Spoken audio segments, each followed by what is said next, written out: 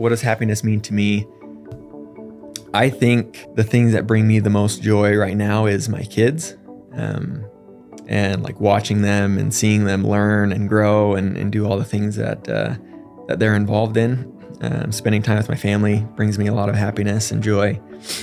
But I think it's really just things that light you up and give you energy, and things that get you excited to get out of bed and make you want to stay up late at night, and things that you're constantly thinking about. I couldn't agree more. I think, happiness to me means finding joy in the present moment and then being able to maximize that with others.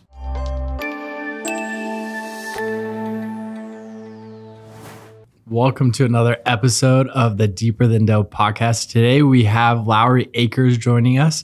We're going to talk about mental health, joy, and fulfillment, and get into the nitty gritty and learn more about your story. So cool. Why don't we first start with who you are and like why you're here? Because you've been a good friend to Dirty Dough and have seen us along our path. And why don't you start telling us about how you even got connected?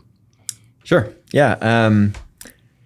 A little bit about me. I live here in Utah with my wife and 3 kids. We've got 2 girls, 8 and 3, cool, and a boy who's 6 months old. So we spend a lot of time with our kids. We've got a dog also. We're big into sports, and so we like to go to all the youth soccer and gymnastics and all that stuff. So, and connected, how we got connected. My wife actually went to high school with Bennett. Okay. So she knows Bennett and has for a long time, and knows kind of his group of friends, and has stayed in touch. And when he acquired Dirty Dough and kind of moved back from California, we had gotten connected, and that's kind of the backstory of it. What a crazy little ride, and here we are today with 34 and 380. So you've seen the whole progressions. So you saw it when Bennett was just the one location in Tempe, Arizona, to what it's become. I think what might be helpful is giving some context to what you've seen in the franchise space, kind of a little bit about how you even got involved in this type of industry, which could lead into many more questions. Why don't we start there? No, that's a good place to start. My background in franchising has been, it's been kind of a roller coaster. It's been a lot of fun.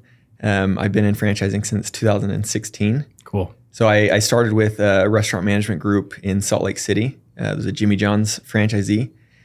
And honestly, a lot of people, talk about franchising and how they fell into franchising. Like they didn't choose to get into franchising. It just kind of happened, and somehow they fell into it.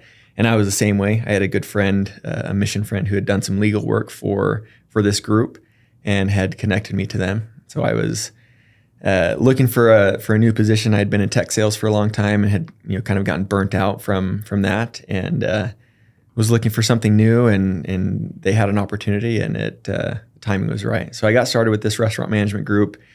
Jimmy John's franchisee, was there for about 3 years. Why restaurants? Like, it's such a weird pivot. That's how I felt when I got into restaurants. Yeah, honestly, I was looking to get into like human resources, is like what I had said. I didn't really know what I wanted to do, right? I had gone to school. My background had primarily been in sales. So I'd done a bunch of the door-to-door sales stuff, had been in tech sales for a couple of years, and then was wanting to transition and get out of sales. Like I was just kind of done with that path.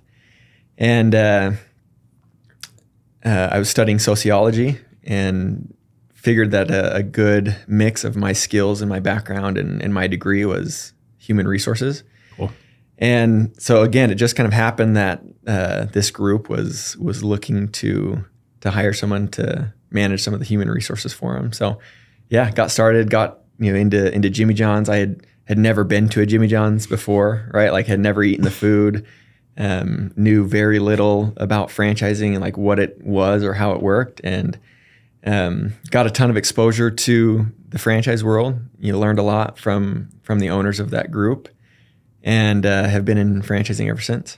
And I think there's some like key takeaways. One, kind of the role and responsibility that you took on kind of evolved, but also like, what do you think was like, in looking at like what made that group successful? Like what are some secret sauces that you found in franchising that are like a formula for success? Yeah, my role definitely evolved. with that group. I was with that group for 3 years, and I started out as just kind of an HR generalist. And eventually, by the time I left, I was managing all human resources. I was managing insurance and compliance. I was managing IT for the locations, facilities maintenance, and then construction. Wow. So was managing and kind of wearing a bunch of different hats. Was basically on call 24/7, right? And it was always bad news when I got a call. But I learned a ton from the group. The owners of that group, they're probably 4 or 5 years older than me. Okay. And they had started when they were in their mid-20s. Started with one location and built the group up to, when I started, they had 23 locations. Wow. Where they had either acquired or built kind of from scratch. And now they're at like 37 plus locations. And so I've stayed in close contact with them and have learned a lot. They've been mentors for me in everything that I've done. And I think factors for success for them is they were all about their people. They kind of talked about 3 P's. Kind of their 3 pillars, I guess I should say, is people, operations, and then profit. Where if you have the right people and you take care of your people and you have kind of rock star operations, then the profit will come. Yeah. So that was their focus, and it was in that order. And they lived it. Everything from the top down was kind of represented by them. I think it's so key. Like, profits will come. The product and process have to be good. If you let it operate, the business will take care of itself. Right. You can simplify it. And I think that going back to the evolution of your role in there speaks to a lot of your character and to kind of what you're doing now and what you're trying to build right now as far as being a trusted advocate for franchise systems. Mm-hmm. And the ability for you to take on other things, which I was very impressed with when I first, spoke with you. Why don't you talk to us a little bit about what you're doing now and what some of those keys and advantages of that you're seeing in the market? Yeah. So I left that group, but I remember the first day that I was there, I sat in a training with the CEO.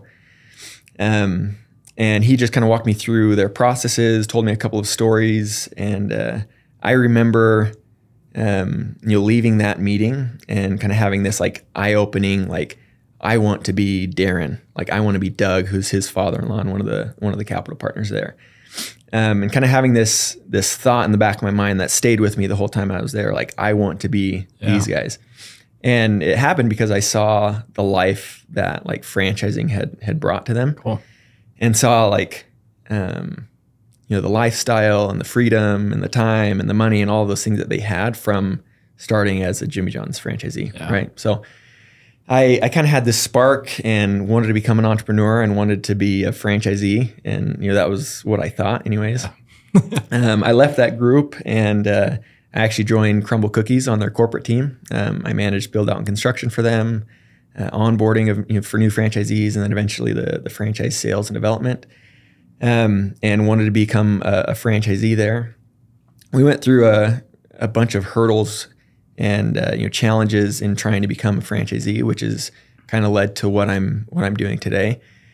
But the biggest one is, and to clarify, you are on the Crumble team trying to get to be a franchisee. Correct. Yeah. And Crumble has a very high performing operation, everybody knows, but there's still struggles that come with it.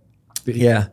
Yeah. The challenge that we had was financing. Cool. And getting the capital. We were undercapitalized. It was my brother and I that were trying to become franchisees. And it was hard to come up with the capital to get some locations open, right? Yep. As an undercapitalized entrepreneur, wannabe franchisee, it's difficult. And so we ultimately found some partners who provided capital and helped get some locations open. But throughout that process, what we realized is that there were a lot of other individuals like ourselves who wanted to be franchise owners and own a business, be an entrepreneur, but lacked the capital or lacked some alternative options to financing to get these franchises open. Yeah. And so the dream that they had just kind of died if they couldn't find some alternative option. It's not even a fair start. Right. Yeah. I mean, it's tough. A lot of the guys getting into franchising, they maybe have a rich relative or someone that can help them out. But if you don't have that, or if you don't know how to start those conversations, you can get into a a pretty tough partnership. Yeah. And you just kind of start behind the 8 ball, right? Like you just start in a bad position. And so we realized that there were a lot of people like us who needed some alternative options for funding their franchises. And we had also learned that there were a lot of investors who wanted to own franchises, but passively, and they didn't want to be involved in the day-to-day. So we started a company called Bridge Syndicates.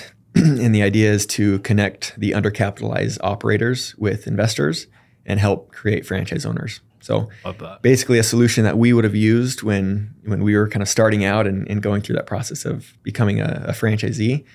We're trying to be that for other people. So it's kind of a mix of franchising and consulting and private equity, but it's been a lot of fun. And how do you find the deals that you go after, right? Because you kind of sit in the middle of matchmaker. Like you've seen a lot now.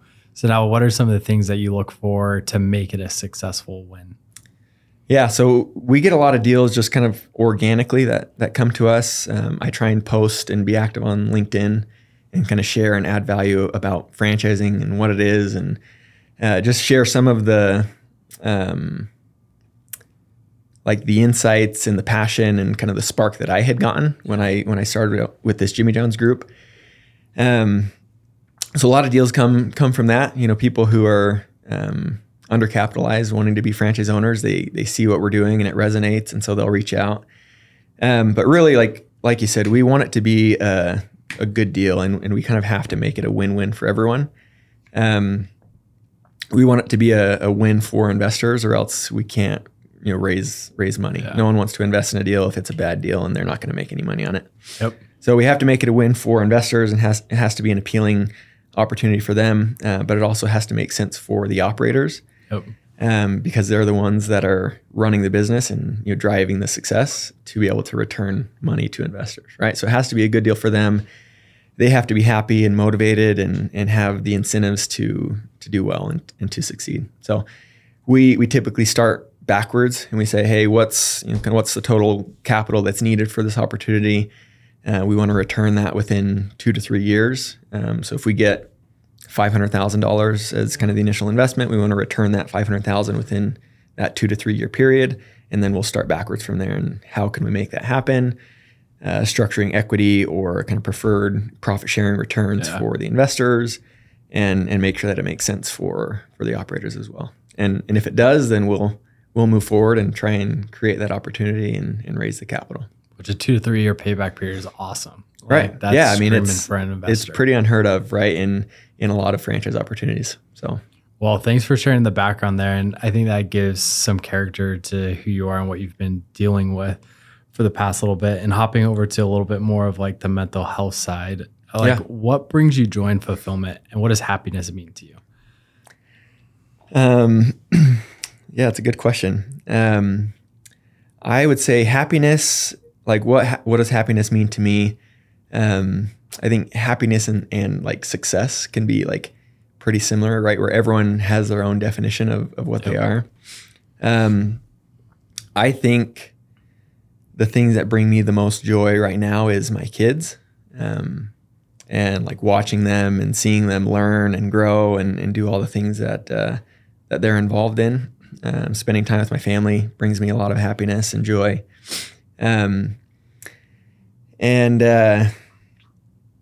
Yeah, that's hard to have like just a quick definition of happiness. But I think it's really just things that light you up and give you energy, and things that get you excited to get out of bed and make you want to stay up late at night, and things that you're constantly thinking about. Yeah. Oh, I couldn't agree more. I think, happiness to me means finding joy in the present moment and then being able to maximize that with others, because without, being able to share those happy moments is meaningful, and not just having it for yourself. But what brings you? And so now we know what it means. Like what brings you joy and fulfillment, and how are you maximizing that or being intentional about it?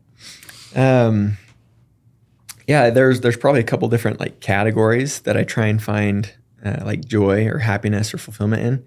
It's like with my family, right? And then professionally, and then personally. So Personally, things that bring me joy and fulfillment, I enjoy exercising. Like I like working out. It's a hobby. I like to play golf as well. Right. So did you play sports when you were younger? Yeah. What sports did you play? I played a little bit of everything, but football and baseball primarily, a little bit of basketball as well. Got it. So, did you ever play collegiately? Yeah, I actually played football and baseball in college. Yeah, you were busy. So yeah, sports and working out and kind of having that competitive fire, right? Like brings me a lot of joy and fulfillment personally. Professionally, one thing that I've tried to focus on and think about a lot lately is like the zone of genius. If you've heard of the zone of genius, where like you find things that you're good at, things that you enjoy doing, and things that you can be paid for, and only focus on those things, right? Like what brings you energy. And so I have found, and part of the reason why why we're trying to build bridge syndicates is because that process brings me joy and fulfillment. Yeah. I like helping others to succeed. I think I'm a natural like connector.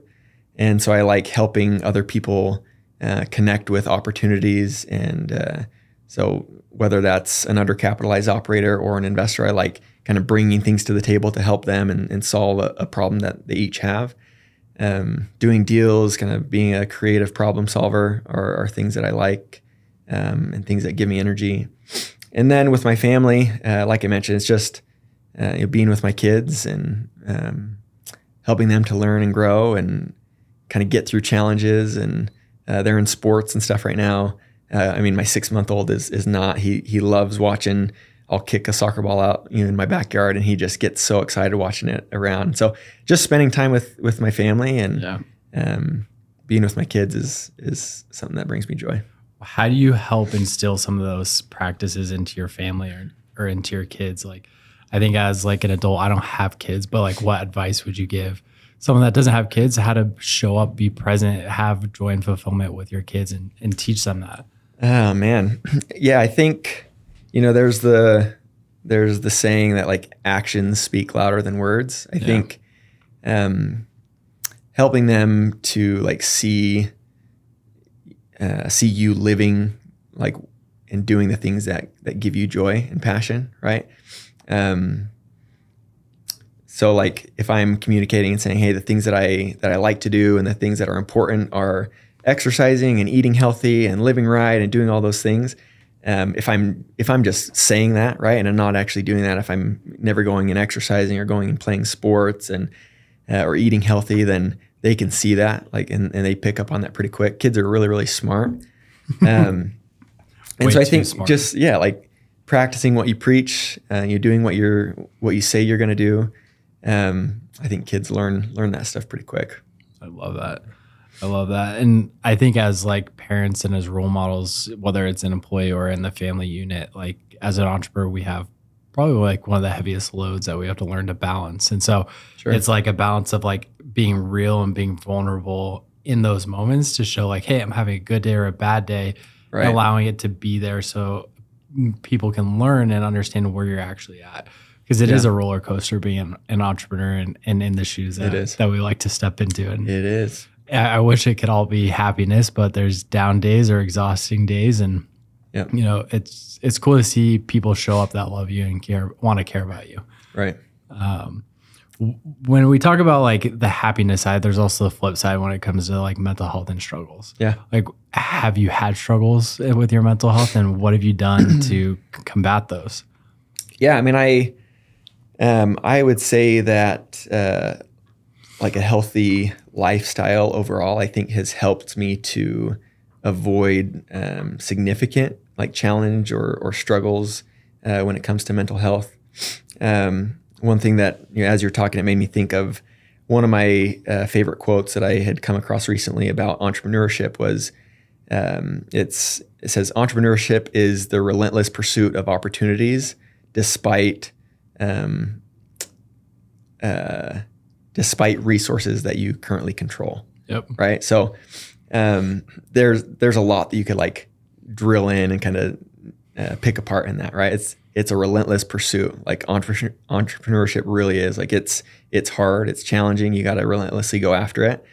It's all kind of opportunistic, and a lot of times it's without knowing or having any resources, right? So whether it's capital or knowledge or experience, like you're pushing through and figuring those things out, without those resources. So yeah, I mean, entrepreneurship has been tough. The last a couple of years that we've spent building Bridge, there's been some challenges of navigating two industries that are pretty heavily regulated, right? Like both franchising and everything being regulated by the FTC and franchisors and doing that the right way. And then raising capital, right? Where you're dealing with the SEC and having to deal with accredited investors and a pre-existing relationship and all of those factors as well. Yep.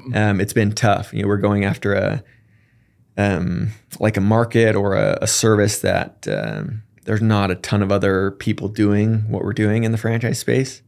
At least at the level that we're doing it. There's definitely a lot of private equity in franchising, but so yeah, it's been tough. There's definitely days that are a lot more motivating and exciting and energetic, and there's days that really drain you. There's a lot of times when you feel like alone, in what you're trying to work on, and feel like no one else will really understand the challenges that you're going through. Even people who are close, right? Like even my brother, like a business partner, even my wife,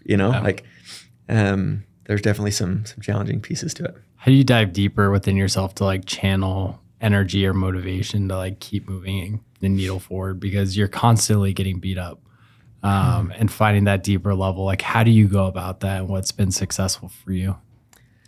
Yeah, I think there's probably a couple pieces to that. One is, and it could be seen as either like a blessing or a curse, but I think in building Bridge and kind of on this entrepreneurial pursuit, I can see the future of like what is going to happen if everything works out how I think it should, right? Like you kind of paint this picture and you have this vision of what success is going to look like and how it's going to impact me and my family and all of these other people that we can help and work with. And you can already see that and kind of visualize that opportunity. And so I think that is super motivating for me to keep pushing, right? If I'm running into a hurdle or if I feel like I'm banging my head against a wall, like I can go back and picture like this ideal scenario of what it's going to look like in the future, whether that's a year from now or 5 years or 10 years, however long it's going to be. But that keeps me moving forward. Another side is being able to see and kind of have an idea of what life would look like if you fail or if you give up and if you don't succeed. And I think it's motivating from both ends, right? Like what am I running towards and what am I running from? And so there's a lot of people that are motivated by winning and there's a lot of people that are motivated by not losing, right? And I'm probably somewhere in the middle. Yeah, both of those things help me to kind of keep going and keep pushing and to dig down and keep going when it's hard. Here's like a real question that I ask myself all the time or reflect on of like, what percentage of the time do you actually know what you're doing? Like that is like the hot that's a good one question for every entrepreneur right now. Yeah. That's a good question. If I was to give a percentage, I would say maybe 60% of the time I know what I'm doing. Yep. And that might be a little bit exaggerated, but there's certain aspects to, I've been involved in franchising, so I feel like I understand that pretty well. Yeah. Building a business and starting something new and kind of bringing in the private equity side of things to it and raising capital. Like there are a lot of things that I have no idea what I'm doing, right? And a lot of times where I'm like, man, you have this like imposter syndrome, right? We're like, hey, all the time, what am I doing here, right? Like I'm not the person to be doing this. There's people who are far more capable and who are much smarter and who know more and have more experience and better connections. And but it's been fun, right? Like there's the the boss that I had, the CEO of that Jimmy John's group, when I left that group, I had reached out to them and asked and said, hey, I'm considering getting into franchising. What's some advice that you'd give to someone who's like just getting started? Yeah. And one of the things that he mentioned is, he said, entrepreneurship is hard, and everyone's going to tell you that you're crazy and that, it's not going to work, and that you're crazy for like trying to start this and go out and do this thing. And he said, and honestly, you have to be a little bit crazy, right? Like, and it's true. Like, I think you got to be a little bit wild and a little bit nuts to like put everything off and sacrifice the things that you do to try and build something new, right? Yep. So, and that's another reason why I like franchising, is because you're not always building something new. Well, that's it. That the risk is the bet is hedged when you're in franchise. Like, that's one thing that the U.S. has figured out is these playbooks, franchising. Yep. Like, banks will underwrite it, and it's this beautiful model where you stand up and figure it out, you learn it, and it's kind of like a hidden secret in the U.S. Right. It's like, why start something from scratch when you can have an amazing franchise business model that's proven and works and is scalable? And for people out there, like, what's unique is you can build a portfolio of 4 or 5 locations, have enough cash flow to do whatever you need to. Sure. And really provide a lot of freedoms for your family, which is very different than most businesses, right? Yeah. No, I mean, and that's like a big selling point to what we're trying to do, right? And if we're raising capital, the investors are obviously betting on the franchise brands, and they're betting on me a little bit, kind of selling this opportunity, but they're also betting on the operator who's going to be running the day-to-day management. But the thing that we say all the time is we don't necessarily have to pick the A+ players. We try to, right? We try and get the best operators who are going to give us the highest chances of success. But ultimately, we just have to pick people who aren't going to be losers, right? Like people who can follow a system and follow a playbook that the franchisor is going to provide, because the franchisor is going to provide the training, the systems, the marketing. Like, they're going to provide all the things that you need to do. Yep. And you just have to follow that system and run it and be involved and manage that business. So you're right. Yeah, like the risk is definitely mitigated, when you're getting into franchise businesses, and that's why we love it. I love it. Kind of last question here, but how do you want to be remembered? That's a good question. I don't know, honestly. I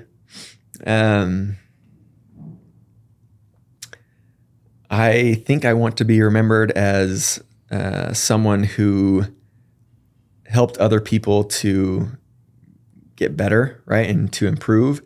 One saying about Michael Jordan is that he made everyone else around him better. And I think that's probably a good way to be remembered, is like, hey, you made everyone else around you or anyone that you interacted with a little bit better in some aspect. So yeah, being someone who's selfless, who is generous and always willing to help and add value, and making other people better. Love that. Absolutely love that. Well, it's been a pleasure having you on the podcast. And how do people connect with you after this? Like, you've had an amazing story. How can they connect? LinkedIn, Lowry Akers. You can find me there. Our website, you can find us there if you're interested in either being an operator or an investor. Bridge Syndicates, Bridge is with 2 I's. So bridgesyndicates.com. LinkedIn is probably the easiest place. This has been fun. It's you and I had chatted, I don't know how many months ago. Oh, like 4 or 5 months ago, yeah. So I mean, you guys are definitely busy over here, and this has been a lot of fun. Thanks for having me on. Thank you, Lowry.